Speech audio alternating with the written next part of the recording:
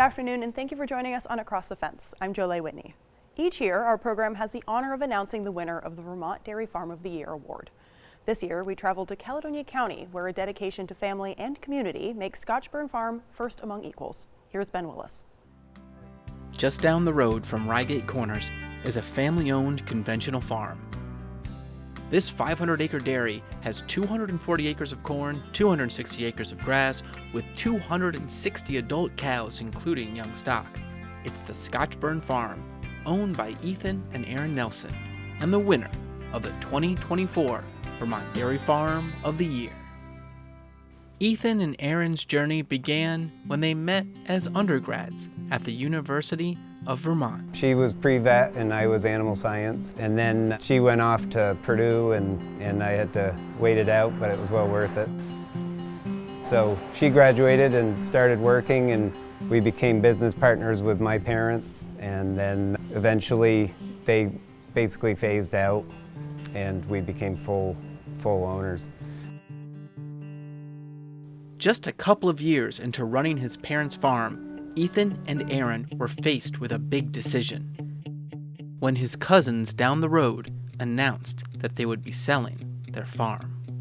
In 2020, they both decided they would rather do different things. And so as hard and sad as that was, it was an opportunity for us. We didn't want to see this farm change in any drastic way because they had had it as such a nice place, and having had it in the family, we wanted to keep it that way. We just looked at each other and said, there's no way we can't pass this opportunity up. One, continuing agriculture here, and then the opportunity to utilize facilities that were lacking at our other farm. It was just an opportunity we couldn't pass up for multiple reasons. Knowing it wasn't going to be easy and that it was a big step, but sometimes you don't plan for those opportunities. They just kind of arrive at your doorstep and you have to make the decision to kind of go for it. They both knew merging the herds and upgrading facilities would never be easy. And sure enough, Erin, who was also busy with her own work as a veterinarian, watched as Ethan quickly had his hands full.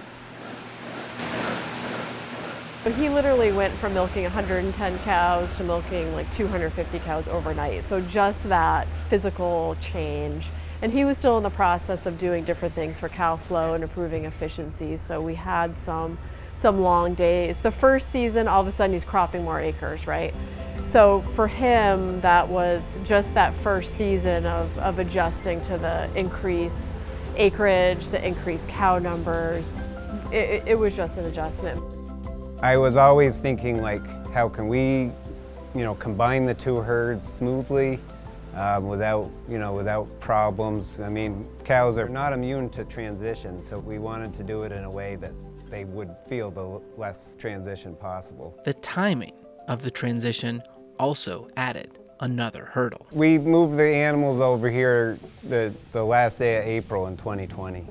And so it was right in the midst of COVID, a lot of uncertainties in the market and just with everything, with family life, with the kids in school. So there was a high level of anxiety, as you all know, as it was, but then adding on, I'm hoping this is the right thing to do.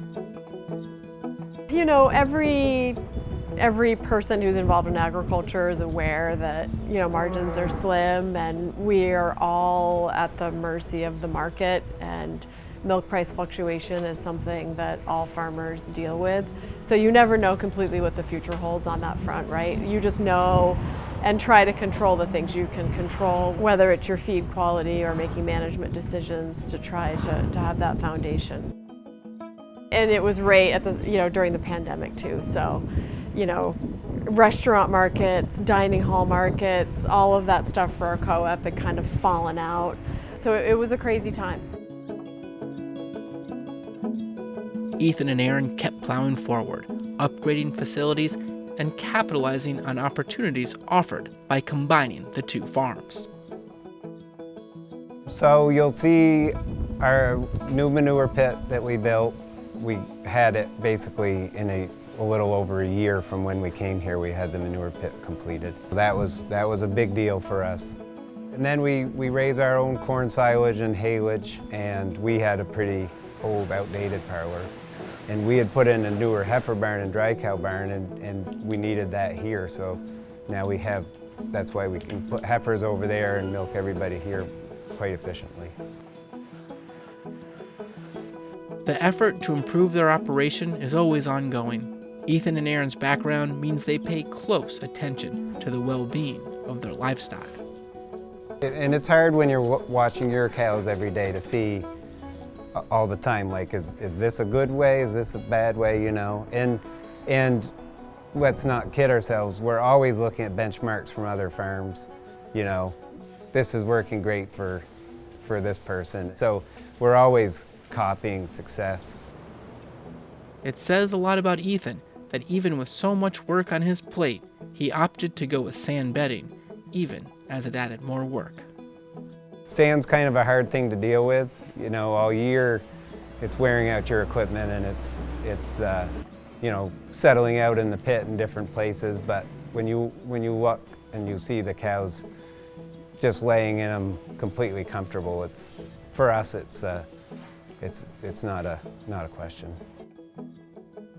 As Ethan and Erin work to make the upgrades necessary to support the larger combined herd, they turn to one of their greatest assets in the effort to expand: family. Our labor is a little unique in that we have a lot of family and a lot of young help that does a lot of the milking and stuff.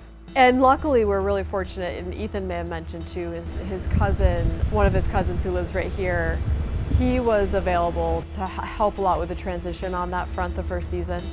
So that was great. Getting corn in the ground, making sure machinery was doing what it was supposed to be doing, was really helpful for the transition.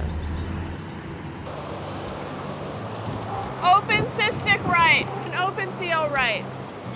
Erin was also working for a local vet practice at the time, and with so much on their plate, she reached out to her sister Anna, who, like Erin, was also a veterinarian. At the time lived in Maryland with her husband Jason. When they decided to expand, Jason's obviously very farmy, very handy. They had wanted to know, if we expand, we're going to need some reliable help. Would you guys come back? This is something we've always wanted to do. I wanted to come home to Vermont. We looked at the opportunity and said, I think we got to try it. So we came back. Ethan and Erin are also committed to the community, engaging local high school students in work on the farm. We have a lot of young people that like to work on the farm, and we try to find a spot for them to just teach them about agriculture. We know they're not necessarily going to grow up and be farmers, but they have a chance to learn how to work hard and what it looks like to be around someone who's really dedicated to the animals and to farming is a valuable experience. They're taking their turn getting up and being here at 4 in the morning, and even in this rural community, not everybody knows what really happens at a dairy farm, so I like that we have these kids interested, and they're a huge asset to us. With so much family on board, the farm was humming, when once again, opportunity came knocking, presenting Ethan and Erin with another challenging choice. I worked for a long time in this area as a veterinarian, and the person I worked for had provided a lot of good service for a lot of years and wasn't in a position to continue doing it. Erin's employer offered her the chance to take over the practice. Erin and Anna put their heads together. It would be a tough decision. Making this choice would mean a much bigger time commitment for both of them. We looked at each other and she said, I can't leave these people without veterinary care, so can we do this? We were faced with this situation of this group of herds in this area that really were not going to have an option for a veterinarian. So we were working super hard. She's super late pregnant. Okay. This is a resync. I've got an open CL. If anyone was going to keep doing it, it kind of had to be us. So that's kind of how it came. We were standing talking and said, I think we need to do it because otherwise there's going to be about 50 farms that don't have a veterinarian. For her, it wasn't really a decision because she could see if she didn't do it, her and her sister didn't do it, then nobody was going to do it. And for her, that wasn't an option. She wanted to make sure there was coverage there. So it just kind of slid into it naturally. This summer, the family's hard work was recognized with the Vermont Dairy Farm of the Year award. Well, yeah, no, I was in the house actually, and I got the call, and I think my heart was in my throat because I didn't know what she was going to say, but I was excited either way because it's an honor either way to be nominated. So I got the call that we got it. So we were all pretty excited. On behalf of University of Vermont Extension and the New England Green Pastures Program, I'd like to present Ethan and Erin Nelson of Scotch Farm as Vermont's Dairy Farm of the Year 2024.